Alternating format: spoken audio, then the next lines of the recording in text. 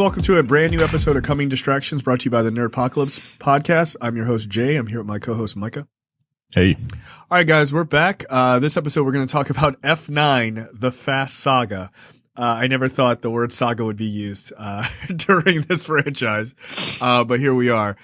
This is the 9th Fast and the Furious movie. Of course, this is starring Vin Diesel, Michelle Rodriguez, Tyrese Gibson, Chris Ludacris Bridges, Jordana Brewster, Sung Kang as Han, returning to the series, and new villain, John Cena, and of course, Charlize Theron as Cypher as well. Let me read the log line for this film. Dom Toretto is living the quiet life off the grid with Letty and his son, little Brian. But they know the danger always lurks just over the peaceful horizon. This time, the threat forces Dom to confront sins of his past to save those he loves most. His crew soon comes together to stop a world-shattering plot by the most skilled assassin and high-performance driver they've ever encountered. Dom's forsaken brother. Like, yo, that is the literal synopsis. I did not write that. It is as melodramatic as it sounds. Yeah, so John Cena plays, Vin Diesel's brother, which is on its face quite funny. But what did you think of this movie? You and I got to see this. Look, to the film's credit, they address it. They do. And look, it's a throwaway line, but it's all I needed, right? Right. Like, look, this movie franchise has been around for half of my life. That's true. Oh my God. I'm 40 years old, and this franchise has been around for 20 years. Yeah. If you've seen any of these movies, I can't imagine people are coming in on 9. Yeah, no, that's right? not a thing. Yeah. So I'm speaking to the people who have seen these movies.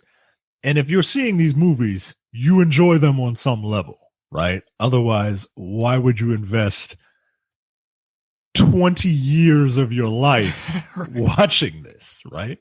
So this is going to be a review for people who enjoy this series. If you don't enjoy this series, don't start with number 9. Okay? Yeah, no, that doesn't make any sense whatsoever. Now, if you enjoy this series, you're going to get everything that you expect from it. You're going to get ridiculous action scenes. You're going to get big alpha male, like giant walking penises with feelings, right? You're going to get that. You're going to get a lot of cars. You're going to get some borderline fourth wall breaking, right? Like, Yeah. there's a meta component in this film that works, right? And it's just a good time. It's just a really good time.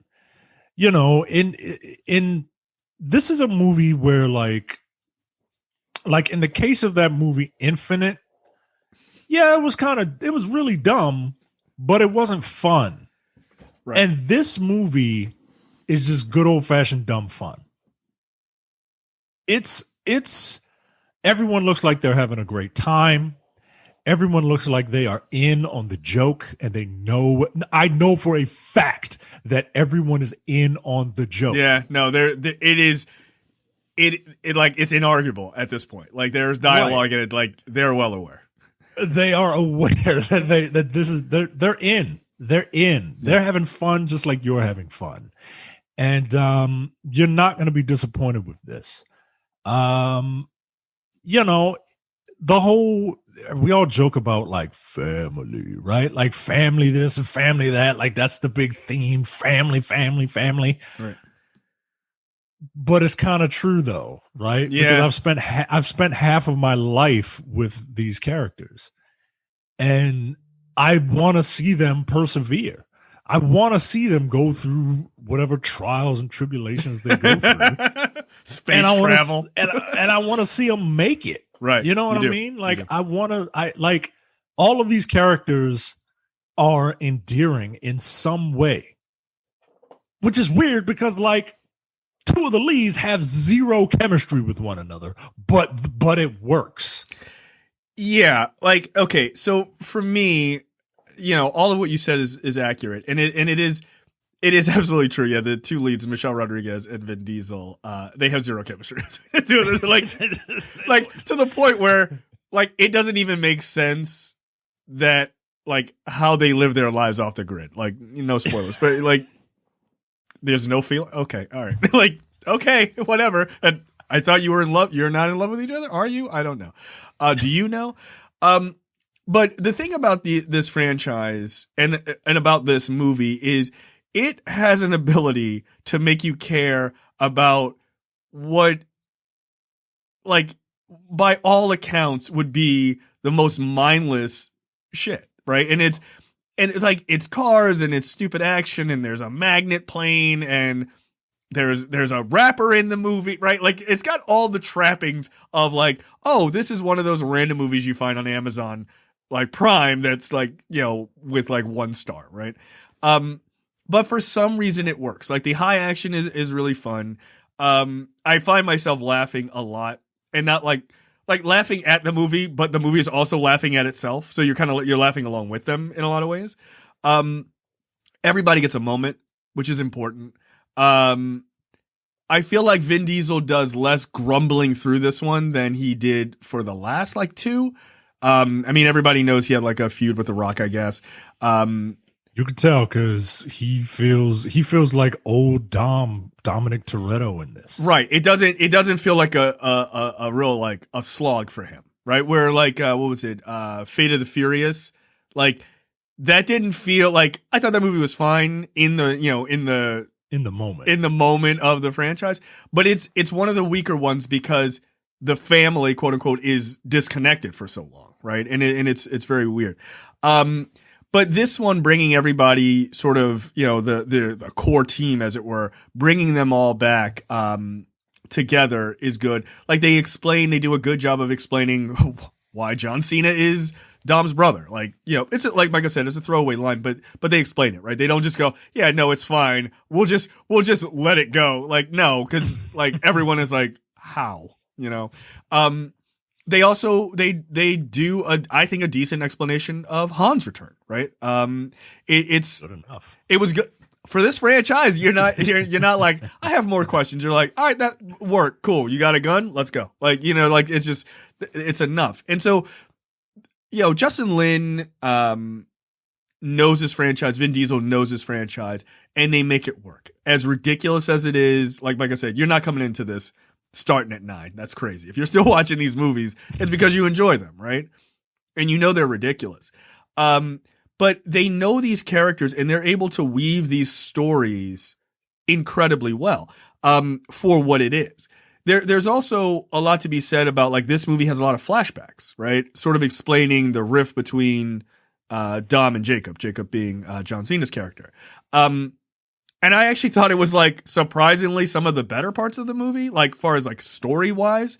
And they give you a really good reason to see these as complicated characters. Again, in a franchise like this yeah, right. Like I'm listening to myself, like I'm outside of my own, body. I'm having an out of body experience calling these movies complex, but they actually give them a level of depth, like weirdly, right? It's not like, I mean, you're not talking Oscar bait here, but there is a level of depth to a movie where people are basically like catching cars in the middle of a fucking street fight, right? Like it's amazing how well they do. I'll talk about John Cena's performance a little bit. I thought he was good for this. Like, I like John Cena, and I feel like John Cena should have made the transition to acting earlier. Like, there's no reason why John Cena won't be a huge action movie star. And also, he has really good comedic timing. So yeah, John Cena's always been, even in his wrestling days, he's always known how to captivate an audience. Right. Like he has a certain presence about him, and not just because he's a big dude, but because he's very good at acting. I mean, it sounds ridiculous, but like wrestling is acting. Wrestling is acting, and it's performance in front of a live crowd. Like, and he's one of those people that can manipulate a crowd to get them to do what he wants. So you're right. I think he should have transitioned to acting a little sooner, but he's here now, and the role that he's in, I buy it. I buy it. I do. You know I do. what I mean? Like, as insane as it is, I do. I'm all in. Yeah, man. Like he's the American version of James Bond. Right. But I buy it. It's like, this is fine. This is fine. Is it stupid? Absolutely. Yeah. No, sure, it's fine. Sure. But the spy stuff is my world. You know what? That's fine. That's fine. You know what? You got it. You got it, John. It's fine. Like I buy it enough that I am concerned about this brotherly rift that they have. Yeah, you actually do care about it. I care about it. I care about it. And they do a very good job of integrating flashback sequences because, all of a sudden you got a long lost brother. We've been doing this shit for 20 years and I ain't never heard that you got a long lost brother. Right. Nobody's mentioned it. Right. It admits the, like, hey, between stealing DVD players and like fighting a submarine, it never came up. Not over Coronas at any point, right? But they do a good enough job of establishing why he wasn't around. And look. And by the way, just quickly as an aside, we get a brief line or two in the first movie about what happened to Dom's dad, which they never really expanded on. This one, they go into it, right? Like, and that's all explained, and it works. I'm like, wow, okay.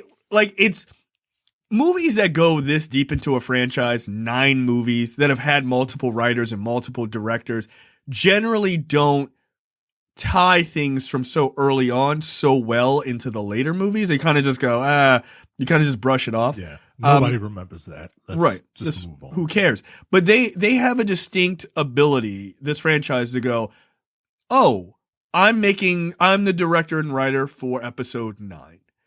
Let me go back and watch these other movies and know the details of those movies so that when I write this script or when I'm directing this movie, that those things are tied and they make sense. And they address these things that maybe were kind of left open.